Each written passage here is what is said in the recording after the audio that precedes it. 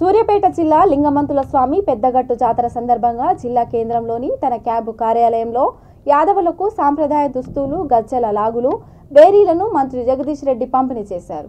కార్యక్రమంలో బీఆర్ఎస్ రాష్ట్ర కార్యదర్శి Y Venkateswarlu, DCMS chairman Vate Janaiah Yadav, ZP vice chairman Gopagani Venkatanarayana Goud, జిల్లా గ్రంథాలయ చైర్మన్ నిమ్మల శ్రీనివాస్ గౌడ్, ఎంపీపీలు, జెడ్పీటీసీలు, యాదవ సోదరులు, పార్టీ నాయకులు, కార్యకర్తలు పాల్గొన్నారు.